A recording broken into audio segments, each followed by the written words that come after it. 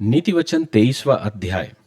मेरे प्रियो, नीति वचन 23वां अध्याय मेरे और आपके जीवन से कुछ ऐसे महत्वपूर्ण बातों को दर्शाता है जिसमें मुझे और आपको प्रभु के वचन के द्वारा सीख दी जा रही है। आइए हम इस वचन का मनन करें। जब तू किसी हाकिम के संग भोजन करने को बैठे, तब इस बात को मन लगाकर सोचना कि मेरे सामने कौन है, और यदि तू अधिक खाने वाला हो तो थोड़ा खाकर भूखा उठ जाना। उसकी स्वादिष्ट भोजन वस्तु की लालसा न करना, क्योंकि वह धोखे का भोजन है। मेरे प्रियो, प्रभु यह सिखाना चाहता है कि हम और आप दिखावे में कभी ना फंसे। जीवन में कई बार ऐसे अवसर आते हैं जब जो कुछ प्रस्तुत किया जाता है, जो दर्शाया जाता है या जो दिखाया जाता है, वो कई बार एक दिखावटी होता है। उसमें हकीकत या सच्चाई छुपी नहीं होती। और कई बार ऐसी चीजों को दिखाकर गलत निर्णय या गलत फैसले करवाए जाते। यह वचन मुझे यही सिखा रहा है, एक सावधानी और एक चेतावनी दे रहा है कि ऐसे अवसरों पर आत्मसंयम और विवेक की शिक्षा ये वचन देता है।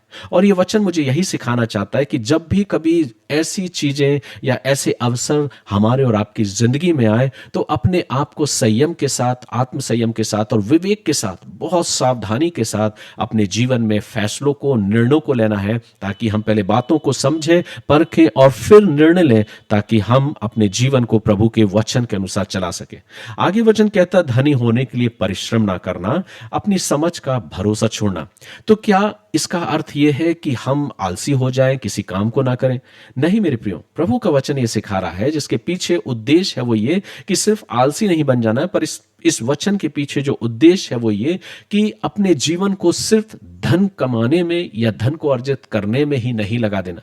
ये एक चेतावनी है जीवन के लिए कि जिंदगी में पैसा ही सब कुछ नहीं होता। लेकिन प्रभु का वचन कहता है कि मेरे और आपके जीवन में हमें विश्वास के साथ, भरोसे के साथ प्रभु पर विश्वास रखना और अपने जीवन को आगे बढ़ाना है। आगे जब हम वचन को पढ़ते हैं तो लिखा है, जो ढाह से देखता है उसकी रोटी ना खाना और ना उसकी स्वादिष्ट भोजन वस्तुओं की लालसा करना। यह वचन दर्शाता है कि हर निमंत्रण और मिठास भरोसे के योग्य नहीं होती। ऐसा नहीं कि जिसने आपको आमंत्रित किया है या जिसने आपको अपने घर निमंत्रण दिया है तो वो बहुत भरोसे के योग्य है, लेकिन ऐसा नहीं है मेरे प्रभु। प्रभु का वचन जो बताता है और सिखा रहा है, वो मेरे और आपके जीवन में एक शिक्षा देना चाहता है। क्योंकि अक्सर कई बार इंसान जो है वो अपने स्वार्थ में होता है और बिना स्वार्थ के वो कुछ नहीं करता। इसलिए प्रभु का वचन कहता है कि जो ढाह से देखता उसकी रोटी ना खाना, ना उसकी स्वादिष्ट भोजन वस्तुओं की लालसा करना, क्योंकि जैसा वह अपने मन में विचार करता है वैसा वह आप है। ये वचन ये सिखाना चाहता है कि कई बार हमारे जीवन में ऐसे अवसर आते हैं जब हम अपने आप को धोखे में डाल देते हैं, उन निमंत्रण और उस मिठास में, कई बार जो भरोसे के योग्य नहीं होती, और बाद में हमें पछताना पड़ता है। हो सकता है बेशक आपने भी ऐसे अवसरों को अपने जीवन में जरूर पाया होगा। आगे वचन में कहता है, मूर्ख के सामने ना बोलना, नहीं तो वह तेरे बुद्धि के वचनों को तुच्छ जानेगा। अब यहां पर मूर्ख का मतलब पढ़ाई लिखाई करने में कमजोर या जिसने पढ़ाई लिखाई ही ना की, उसको केंद्रित नहीं किया गया है। मूर्ख का मतलब उसको केंद्रित किया जा रहा है, वह व्यक्ति जो परमेश्वर की शिक्षाओं को सुनना नहीं चाहता या तुच्छ समझता है, अर्थात जो ज्ञान की बातों को नहीं समझना चाहता। सो वचन कहता है कि ऐसे लोगों के बीच में परमेश्वर की गहरी बातें और आत्मिक बातों को नहीं करना चाहिए, जो उन बातों को तुच्छ समझता है। पुरानी सीमाओं को ना बढ़ाना और ना अनाथों के खेत में घुसना, यहां एक चेतावनी प्रभु दे रहा है। और वो चेतावनी कुछ इस प्रकार की है कि दूसरों के अधिकारों का या दूसरों के हक का सम्मान करना, उनका हनन मत करना, क्योंकि यह परमेश्वर की दृष्टि में घिनौना पाप है और प्रभु ने उसे पाप ठहराया। और प्रभु यहां तक कहता है कि वो ईश्वर उनका स्वयं न्याय करेगा। और इसलिए वचन में लिखा है, क्योंकि उनका छुड़ाने वाला सामर्थी है, उनका मुकदमा तेरे संग वही लड़ेगा। ये एक चेतावनी है जो प्रभु मुझे और आपको देता है कि संसार में तो बेशक हम कई बार अपने अधिकारों का दुरुपयोग करते हैं या दूसरों के अधिकारों को तुच्छ समझते हुए उनके अधिकारों का और उनके हक का हनन करते हैं, लेकिन स्मरण रखें, परमेश्वर ऐसों का न्याय अवश्य करेगा। 12वें पद में लिखा है, अपना हृदय शिक्षा की ओर और अपने कान ज्ञान की बातों की ओर लगाना।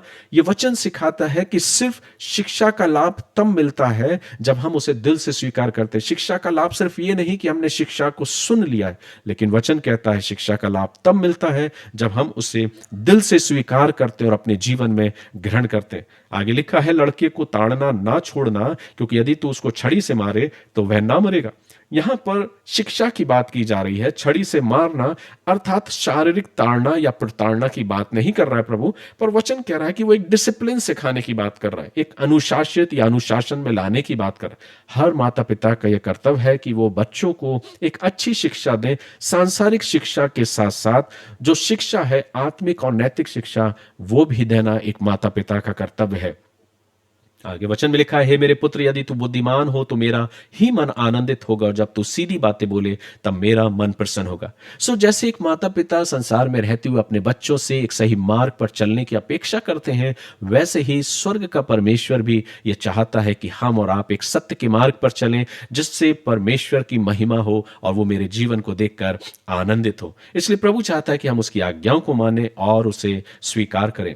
आगे लिखा है, तू पापियों के विषय मन में डहा करना, दिन भर यहोवा का भय मानते रहना, क्योंकि अंत में फल होगा और तेरी आशा ना टूटेगी। अपने जीवन को, अपने समय को, अपने वक्त को बर्बाद मत करना निरर्थक बातों के विषय में या दूसरों के विषय में अपने मन में डहा करना, लेकिन प्रभु कहता है दिन भर प्रभु यहोवा का भय मानते रहना, अर्थात अपने मन को, अपने ध्यान को प्रभु की ओर लगाए रहना, क्योंकि इसका प्रतिफल यह होगा कि तू अपने जीवन में फल को पाएगा और तू आशीषित ही होगा। हे मेरे पुत्र, तू सुनकर बुद्धिमान हो और अपना मन सुमार्ग में सीधा चला, दाखमधु के पीने वालों में ना होना। यहां एक चेतावनी प्रभु दे रहा है और वो कहता है कि जो कुछ तुझे सिखाया जा रहा है, जो कुछ तुझे समझाया जा रहा है, उसके अनुसार एक सही मार्ग में आगे बढ़ना।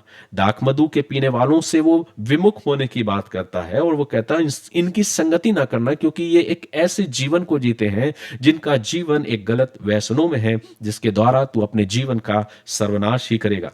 आगे वचन को जब हम पढ़ते तो लिखा है, अपने जन्माने वाले पिता की सुनना, और जब तेरी माता बूढ़ी हो जाए तब भी उसे तुच्छ ना जानना।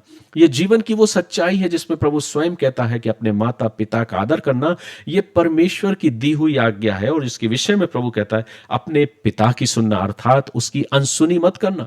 जब तू जवान हो जाए, जब तू बड़ा हो जाए, तो अपने पिता की अनसुनी ना करना, यहां तक कि अपनी माता का आदर करना, उसको तुच्छ मत समझना। सच्चाई को मोल लेना, बेचना नहीं, और बुद्धि और शिक्षा और समझ को भी मोल लेना।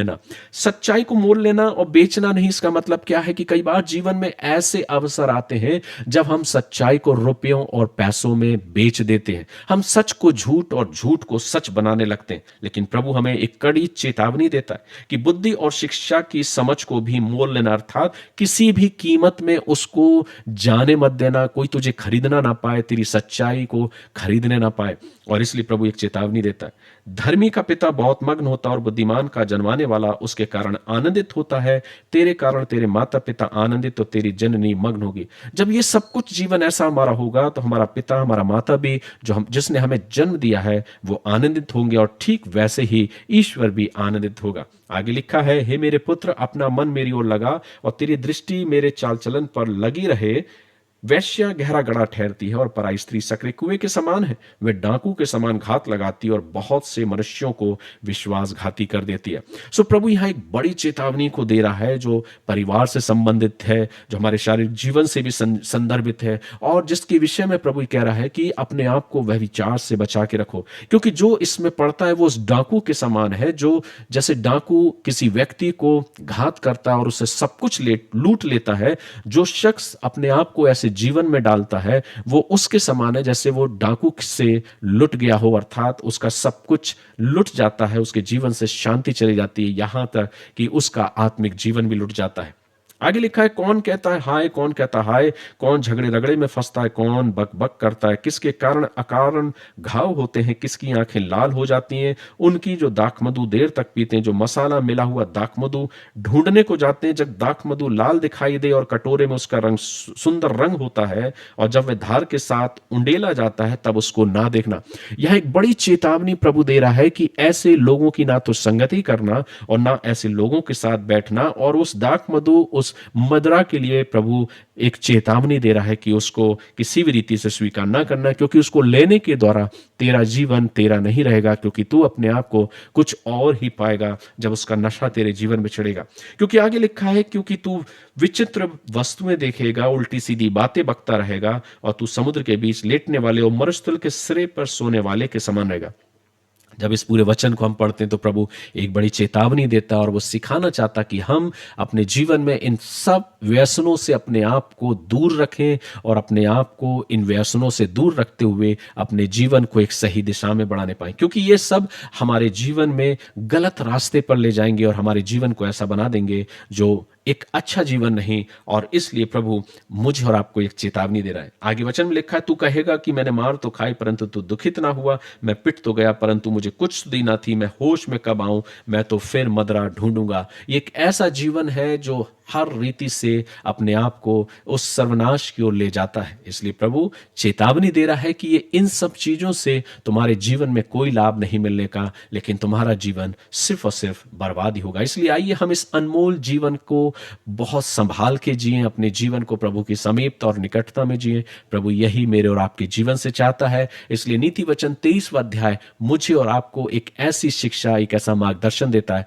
कि हम जीवन के सफर में इन बातों को जब अपने जिंदगी में होते हुए देखें तो अपने आप में संयम रखें, अपने जीवन में विवेक से निर्णय लें और अपने जीवन में सावधानी रखते हुए अपनी जिंदगी के दौरान प्रभु की महिमा करें।